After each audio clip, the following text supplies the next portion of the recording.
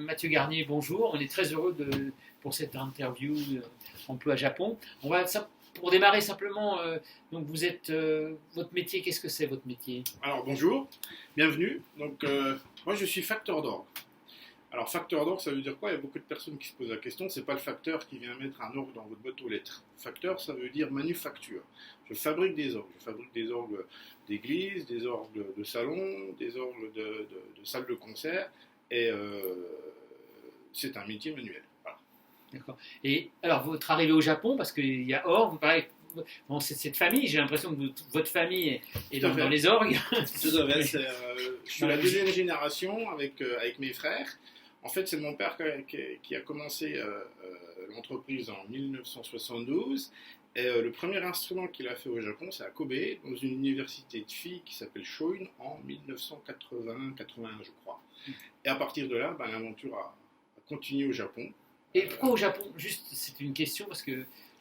pourquoi au Japon? Je pense tout simplement, d'ailleurs c'est un peu ce que mon père m'avait dit, puis m'a dit à l'époque, c'est que le Japon à l'époque était complètement ouvert, et il est encore d'ailleurs, sur la culture européenne. Donc la culture européenne c'est vaste, ça passe par la gastronomie, par la peinture, et puis ça passe par la musique. Donc au niveau de la musique, les universités chrétiennes, les églises voulaient avoir accès à des instruments. Et tout simplement, c'est venu, je dirais, un petit peu par chance. Il y avait une personne qui était le directeur de cette université qui était un mordu de musique mésotonique, c'est-à-dire de musique renaissance, de musique mésotonique, une période bien spécifique dans la littérature d'orgue. Et il voulait un orgue tout à fait spécifique, français, de style classique. Donc c'est vraiment une niche dans le monde de l'instrument. Et pour ça, il est parti en Europe faire un tour des facteurs d'orgue, un tour des instruments. Et puis, il y a une personne, si je ne me trompe pas, d'après ce que je me rappelle de mon père, lui avait dit, tiens, il faudra aller voir, il y a un petit jeune qui fait un orgue Renaissance à Strasbourg. Il paraît que c'est bien, il faudra aller voir. Et il est passé, ce directeur est passé voir mon père, qui construisait un des premiers instruments refaits à l'origine, puisque bon, il faudrait que j'en parle, mais ça prendra beaucoup de temps, refait à l'origine avec les méthodes de fabrication anciennes. Et quand il a vu l'instrument, il dit « Waouh, c'est super, c'est exactement ce que je veux, ça m'intéresse, est-ce que vous serez intéressé de faire un orgue dans mon université, de style français, classique, donc très spécifique ?» Mon père lui a dit « Écoutez, pourquoi pas, mais si vous n'avez pas l'acoustique qui va avec, ça ne sert absolument à rien. » Pas de problème, donnez-nous des exemples d'églises, j'envoie les architectes pour qu'ils prennent des mesures, on refait une église, pareil. Donc, une église à l'intérieur d'une université avec un orgue qui vient de France. Exactement. Donc ils ont refait une église, ils sont partis en Europe, en France, ils sont allés visiter plusieurs églises que mon père leur avait conseillées au niveau acoustique, taille et compagnie, et ils ont fait une église assez novatrice avec un double mur dont dedans, entre les deux murs, il y a une partie de vide, les deux murs et une partie de vide, et ils le remplissent avec du sable pour pouvoir augmenter ou diminuer l'acoustique. Donc ils ont recréé une acoustique d'une église française, et c'est devenu une des plus belles acoustiques, à mon sens, des églises au Japon. Et dedans, on a mis un instrument classique français sur 4 claviers, donc c'est spécifique. Pour ceux qui connaissent, ils vont bien comprendre, qui est devenu un petit peu l'instrument phare, un des instruments phares au Japon. Et c'est à partir de là que ça a fait boule de neige. Et vous êtes venu avec votre père? Vous êtes comment vous êtes... non, en 81, moi j'avais 4 ans. Donc j'étais un peu petit. Moi, c'est pas compliqué. J'ai quitté l'école à 14 ans, à peu près, 14-15 ans, en fin de troisième. Je voulais faire un métier manuel, je voulais pas faire des études. Et pour raccourcir un peu, je suis parti dans la tuyauterie. Moi, j'aimais bien travailler le métal dans la tuyauterie d'orgue. La tuyauterie d'orgue, c'est quoi? C'est la façonnage des tuyaux. Vous voyez par exemple sur l'instrument qui est derrière vous. C'est du plomb et de l'étain. Je suis parti à côté de l'Allemagne pendant 2 ans. Après, j'ai eu une opportunité aux États-Unis pendant 2 ans aussi. Et quand je suis revenu, je voulais monter mon atelier. J'ai demandé à mon père de me prêter un peu le garage, qu'il enlève sa voiture, je commence. Puis il m'a dit ouais, pourquoi pas, mais viens voir m'aider un peu au Japon. J'ai besoin de quelqu'un. Je fais un montage d'un instrument à Morioka. C'était à l'époque pour Morioka en 97-98. Et quand j'ai dit, super, j'étais encore jeune, pas de problème, j'ai dit, super, pourquoi pas, le Japon, ça peut être bien. j'ai monté l'instrument, je travaillais avec lui, j'ai monté l'instrument, j'ai vu ce qu'il faisait, ça me plaisait beaucoup. Et il m'a montré le prochain projet qu'il avait, qui était en attente, qui était l'orgue de l'université de Guédaille des Beaux-Arts à Ueno. Et quand j'ai vu le projet, j'ai dit waouh, c'est super, tu peux garder ta voiture dans le garage, moi je veux aussi participer à celui-là. Puis ça a commencé comme ça. J'ai participé à cet instrument, puis après il a fallu ouvrir une petite filiale au Japon pour entretenir nos instruments. À l'époque, on avait déjà une vingtaine, une trentaine, quelque chose comme ça. Et puis, au lieu de le donner à la concurrence, quand on le donne à la concurrence, quelques-uns ça va, ils vont le faire, mais quand ils commencent à en avoir 20, 30, 40 ou 50, la concurrence elle commence à pas vraiment apprécier, donc la maintenance des instruments n'était pas faite comme on le souhaitait. Donc on a créé cette filiale juste pour faire la maintenance. D'accord. Comme on est en création de filiale, par exemple, pour nous c'est important parce qu'il y a des jeunes qui voudraient s'installer, créer leur filiale, leur entreprise. Ça s'est passé comment à l'époque je ne connais pas exactement les détails, mais à l'époque, je sais que mon père avait créé, il ne pouvait pas créer une entreprise avec un gérant français. C'était pas possible à l'époque. Il a créé une Yungen Kaisha et il a trouvé, bien sûr, alors il ne parlait pas japonais, il ne le parle toujours pas, il ne parlait pas japonais, il ne connaissait rien, donc il a trouvé une personne, musicienne aussi, qui nous a aidé, qui a dit oui, je veux bien m'occuper de la Yungen Kaisha en tant que gérante, mais bon, il faut que tu trouves quelqu'un aussi, il faut que quelqu'un au niveau technique et mécanique soit là, parce que moi je n'ai pas les capacités. Et ça s'est passé comme ça. Donc l'entreprise, la filiale a été créée simplement en tant que Yungen Kaisha, on ne fabriquait pas, on ne faisait rien. Et puis moi, quand je suis venu, je pensais rester juste quelques années, parce qu'à l'époque, mon père avait un japonais qui était en France qui devait reprendre cette filiale et puis juste s'occuper d'instruments. Ça s'est passé différemment.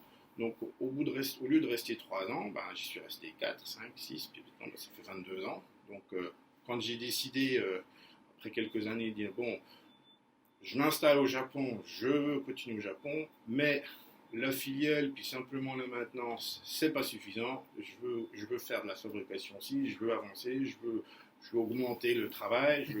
Et qu'est-ce que vous faites alors donc maintenant, donc votre métier maintenant au Japon, ça consiste en quoi actuellement?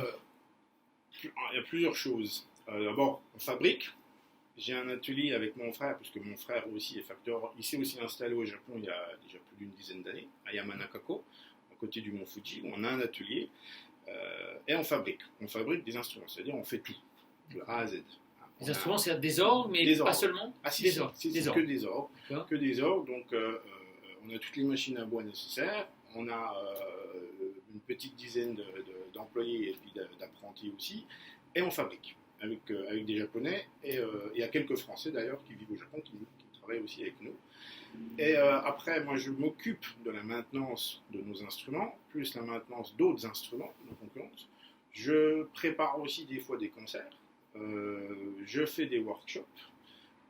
En plus de ça, on a ouvert une école d'orgue pour les amateurs, ou même pour les professionnels, avec deux professeurs agrémentés qui donnent des cours ici dans ce studio. En plus de cette école d'orgue, il y a un studio. Donc toutes les personnes qui veulent venir jouer simplement pour se faire plaisir, simplement parce qu'elles aiment la musique, elles aiment l'orgue, mais elles ne peuvent pas avoir accès à l'église, parce que si on n'est pas membre d'une église, on ne peut pas rentrer. Hein, c'est un peu compliqué à ce niveau au Japon. Donc elles peuvent venir ici, elles peuvent voir un vrai instrument, jouer, puis se faire plaisir. Voilà, donc moi à Tokyo, j'ai un peu plus de facettes. Je suis la personne qui parle le mieux japonais dans la famille, c'est pour ça que je suis sur Tokyo, puis c'est pour ça que je suis plus ou moins directement avec les clients. Et mon frère, qui est à Yamanakako, c'est lui qui s'occupe de la partie fabrication. Voilà. Vous, c'est plus commercial, instruction, voilà, entre guillemets. Voilà. Plus commercial, exactement. Plus commercial, voir les clients, comprendre les problèmes, préparer les concerts. Quand ils m'appellent, par exemple, la saison humide, en ce moment, il y a la saison humide du Japon par rapport à la saison sèche, elle est énorme. Je veux dire, on passe du mois de février, mars, entre 25 et 30% d'humidité, au mois de mai, juin, à 70-80% d'humidité. Donc voilà, vous imaginez que le bois et travail, ça fait du 100%, on peut des fois plus, quoi, 150%. Donc quand vu que c'est des instruments qui sont faits en bois véritable, bah, ils bougent. Ils bougent beaucoup, donc il faut les régler, il faut les accorder, et puis quand ils ont des problèmes, ils m'appellent. Voilà. D'accord. Et quelle est la situation actuellement avec le Covid, etc. Comment tout ce qui est concert, tout ce qui est j'imagine, les églises en plus au Japon, enfin, tout le mariage diminue, etc. Comment va le marché? C'était pas compliqué.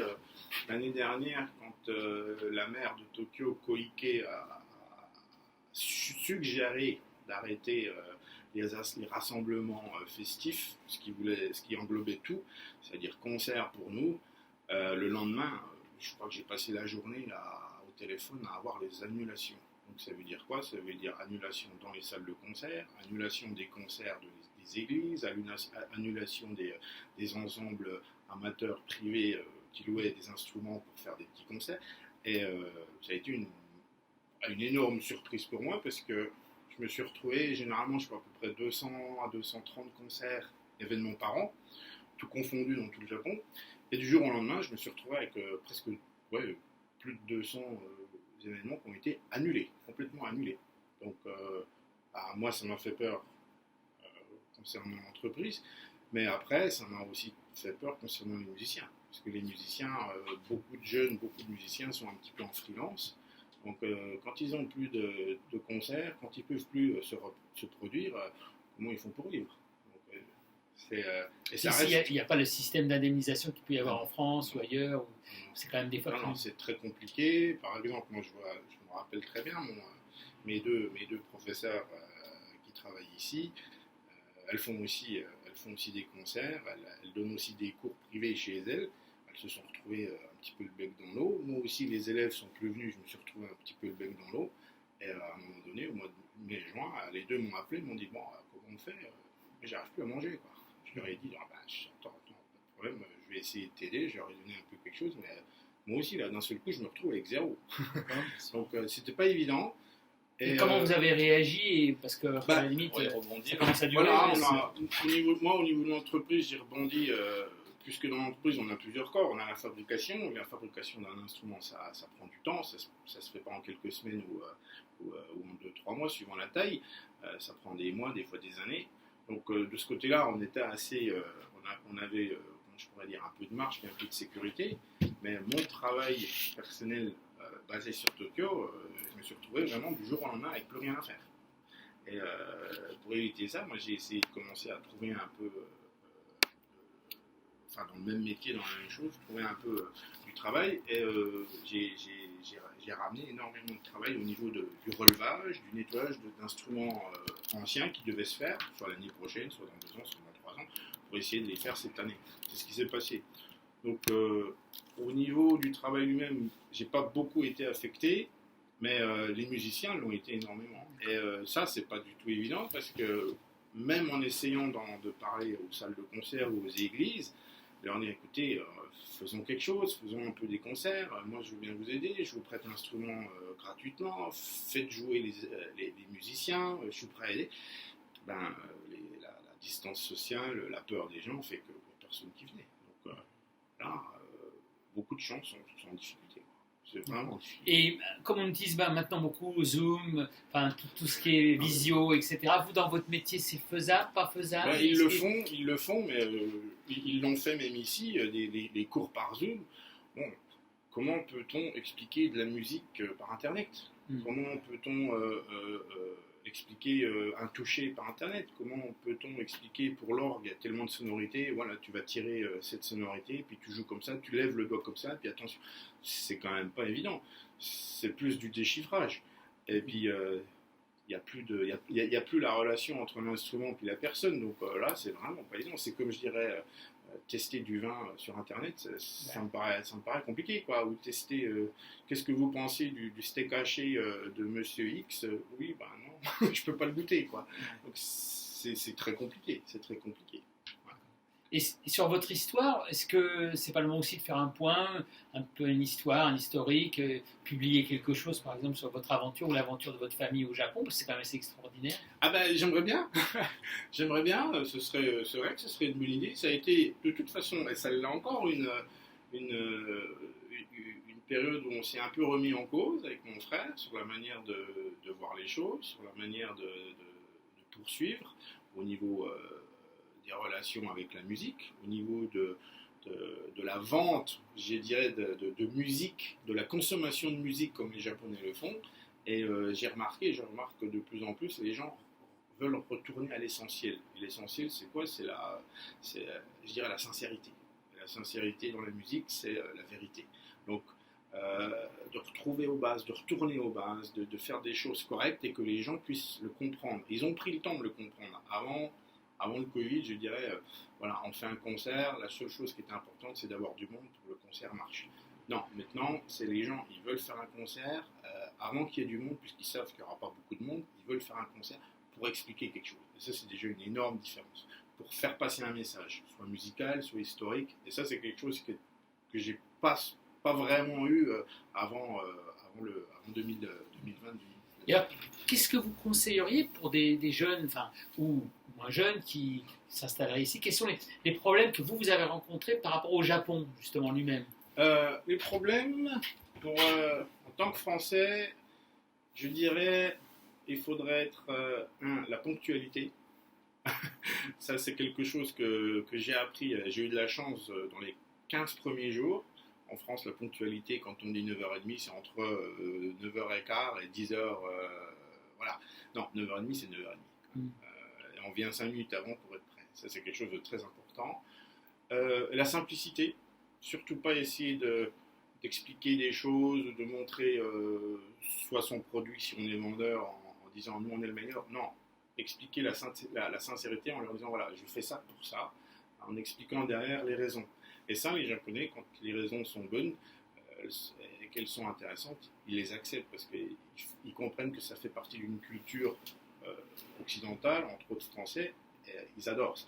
Puis au Japon, ce qu'on appelle le monozukuri, le fait de travailler la main, c'est quelque chose qui leur plaît.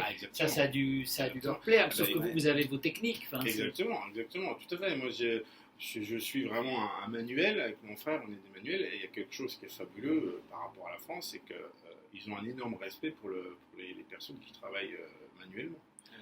Les artisans. Et quand je dis un profond respect, c'est vraiment un profond respect. Ça veut dire que moi, ils m'appellent, quand ils me demandent, par exemple, un devis pour un travail, c'est même pas négociable le devis. Ils vont pas négocier et ils vont dire pas de problème, monsieur Garnier, on vous fait confiance. Par contre, à l'inverse, vous avez absolument, en tant que Français, pas intérêt de vous tromper. Si vous vous trompez, vous pouvez faire des erreurs, mais c'est à vous de prendre les responsabilités et de revenir après. Surtout, ne jamais, comment je pourrais dire, accuser le client, entre guillemets, en disant « oui, mais… » Non, c'est « ah, excusez-moi, vous avez raison ». Et là, il faut s'adapter et puis il faut faire avec. Mais à l'inverse, le travail est reconnu et en tant qu'artisan, c'est aussi important que le financier. Et par rapport aux artisans japonais, justement, vous avez des spécificités? Vous avez quel apport du… Dans notre métier, ce qui est assez fabuleux dans ce métier de facteur d'orgue, c'est peut-être un des seuls métiers, je dirais, de facture d'instruments qui n'est pas standard. Quand je veux dire qu'il n'est pas standard, c'est-à-dire que vous pouvez avoir un instrument, comme vous voyez ici, qui est un instrument d'étude. Vous pouvez en avoir un autre qui sera 2 fois plus petit, qu'on peut transporter dans la voiture. Puis vous en avez qui sont dans des salles de concert, qui font 15 mètres de haut sur 16 mètres de large, qui tournent, qui sont faits en bois, il y en a qui sont faits en plastique. Donc on est libre. Donc c'est vraiment une création personnelle. Bien sûr, il y a des chemins à suivre. Pas faire n'importe quoi au niveau de la littérature, puisqu'il y a quand même 600-700 ans de littérature d'orgue dans toute l'Europe, suivant les régions, que ce soit en Allemagne, en France, en Italie, en Espagne, c'est différent. Que ce soit catholique ou protestant, c'est encore différent. Donc tout ça, il faut le comprendre. Et comment je pourrais dire, cette manière de voir les choses par rapport aux artisans japonais, c'est quelque chose qu'ils ne connaissent pas. Donc je ne voudrais pas dire que j'ai pas de concurrence de ce côté-là, mais c'est pas du tout la même approche. Donc ils apprennent, ils regardent et ils savent qu'ils n'ont pas cette histoire, cette histoire. Donc ils apprécient le travail. Voilà.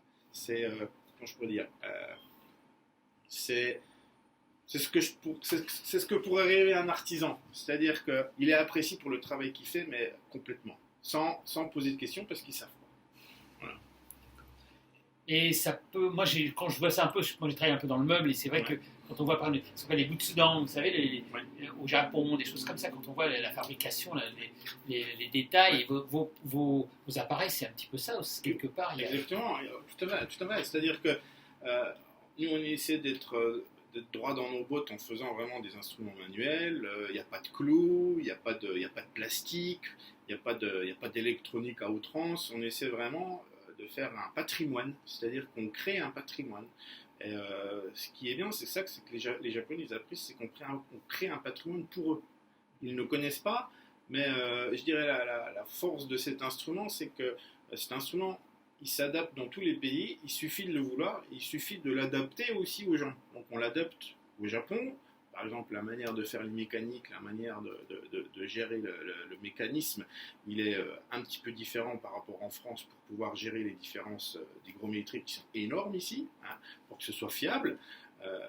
L'approche musicale elle est un petit peu différente parce qu'il faut qu'on explique et puis il ne faut pas que ce soit trop fort, mais il faut que ce soit quand même assez conséquent pour qu'ils comprennent que la musique a été écrite avec ce genre d'instrument. Donc c'est une approche différente et on adapte l'instrument. Donc on leur crée un patrimoine et le fait de créer ce patrimoine, les Japonais l'apprécient de plus en plus.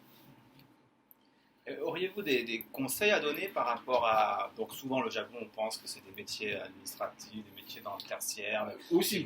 Mais j'imagine, mais est-ce que vous pouvez des conseils, est-ce que vous avez des conseils à donner pour des jeunes artisans français qui voudraient tenter leur aventure au Japon? Comment... Le conseil, je dirais, allez-y.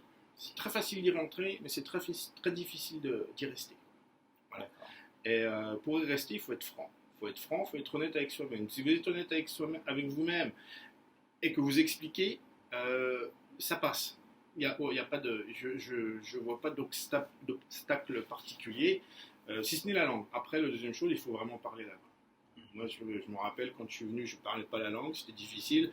Bon, dans le monde de la musique, beaucoup de gens parlent allemand ou anglais, donc je parlais allemand et l'anglais, ça me facilitait les choses. Mais du jour où j'ai commencé à vraiment maîtriser le japonais, c'est pas compliqué. J'ai multiplié par 10 les opportunités de discussion, de transmission, de contact, et ça c'est énorme. Donc la première chose, c'est parler le japonais, mais c'est pas la priorité quand on vient. On le sait très bien, les Japonais savent très bien que vous êtes pas japonais, donc ils vous acceptent. Mais soyez francs, et puis voilà, oui, soyez francs, expliquez ce que vous faites avec le cœur, et ça ils vont le comprendre, et ça marche. Créer une relation de confiance. Voilà, relation de confiance. C'est vraiment une relation de confiance. Parce que si vous faites une erreur, ils vont jamais vous dire « Ah, c'est pas bien, monsieur Garnier, on n'est pas content ». Et ils vont dire merci, et puis ils vous contactent plus, et c'est fini. Et vous ne savez pas pourquoi, mais vous l'apprendrez 2, 3, 4 ans après. Et puis c'est un point de retour. Voilà. Ah, au fait, oui, ce que vous avez fait il y a 3, 4 ans, vous savez, il n'était pas content. Ah bon? Il ne me l'a pas dit. Oui. C'est à vous de savoir ce que vous avez fait mal. Si vous savez ce que vous avez mal fait et que vous le réparez, il n'y a aucun problème. Mais si vous savez que vous avez fait quelque chose de mal et que vous continuez, de toute façon, ils ne vont rien comprendre, ils ne sont pas européens, ils ne sont pas français, vous allez tout foutre. Le parc, on va dire, je dis le parc, mais le parc de l'instrument, en termes d'orgue, il y a autant d'églises que ça au Japon. Alors, j'arrive pas à me faire une idée par rapport. Alors, ça, c'est des chiffres que j'avais il y a une dizaine, quinzaine d'années. Je vous avoue que je ne les ai pas réactualisés, je n'ai pas fait les recherches, mais une dizaine, quinzaine d'années, le nombre de chrétiens était de 0,75% au Japon. Le nombre d'églises, si je ne me trompe pas, était autour de 3000. Quand même. Oui, de 3000 églises dans tout le Japon. Alors attention, une église au Japon, ça peut être une église qui est aussi grande que ça, avec 5 personnes. C'est une église. D'accord. Est-ce que c'est des hôtels, des mariages, de tout ça, il y a tout ce business. Alors voilà, c'est même pas que le business, ça n'a rien à voir, mais je veux dire vraiment des vraies églises chrétiennes, catholiques et protestantes mélangées. Si je ne me trompe pas, à l'époque, il y avait sur ces presque 3000 églises, il y avait à peu près 1400 ou 1500 instruments, tout confondu dans tout le Japon. D'accord. Et à l'heure actuelle, je pense que ça augmente, on doit être autour des 2000 instruments ou 1800, 1900 instruments, voilà. Donc c'est un petit peu par rapport à la France, si je ne me trompe pas, la France, je crois qu'il y a quelque chose comme 28 000 ou 30 000 églises, rien qu'en France, et puis quelque chose comme 45 000 instruments. Donc bon, ça n'a absolument rien à voir. Et évidemment, sur ce marché-là, on va dire, c'est un marché, forcément, vous n'avez pas de concurrence au Japon? Vous avez des concurrents? Si, on a des concurrents. Alors bon, vu que c'est un métier quand même assez rare, il y a quelques facteurs japonais, et puis il y a une concurrence aussi internationale. Mais je dirais que c'est une concurrence saine parce que, comme je disais en préalable, c'est un métier qui n'a pas de standard, C'est un métier artisanal, donc c'est un petit peu, je dirais, c'est du bouche à oreille. Et surtout au Japon, ça marche très bien. Si vous faites quelque chose de bien, que les gens sont là, puis vous vous occupez, ça fait boule de neige. Nous, à peu près, au Japon, on a plus de 160 ou 180 instruments qu'on a fait. Donc, on a presque fait 10% des instruments. Et ça continue, des plus petits aux plus grands, dans des salles de concert privées, universités et compagnie. Et les gens, ils apprécient ce qu'on fait parce que on fait de la qualité, on est vrai, on les écoute. On vend pas, c'est pas un job. Voilà, c'est pas un job. Pour avoir une idée, ça coûte combien un instrument? Ouais. Pour avoir une idée, hein, oui, tout à fait. Alors, ça coûte combien? Je dirais, je vais vous donner 2 chiffres, vous allez comprendre ce que ça veut dire. Un petit instrument qu'on n'a pas là, mais qui est à peu près 2 à 3 fois plus petit que celui que vous voyez derrière, il faut compter à peu près 1500 heures de travail. Et le plus gros instrument qu'on ait fait, ça a coûté 35 000 heures de travail. Donc, vous imaginez ce que ça veut dire, 35 000 heures de travail. En termes de prix, il faut compter autour des 4 à 5 millions de yens pour un petit instrument. Et puis le plus gros, là on est à 3, 4, 5 millions d'euros. Et on ne s'arrête pas. Juste pour avoir une idée un peu de dans quel monde on est, exactement. On imagine. Hein, c'est des heures de travail. Bien sûr. C'est des heures de travail. C'est vrai qu'on n'a pas... En tous les cas, bravo pour votre expérience, votre témoignage, c'est vraiment un c'est grand super. Merci, Un grand merci. C'est pas tous les gens qui non, ce genre de métier, en tout cas. Je crois que je dois être le seul étranger avec mon frère artisan d'orgue au Japon.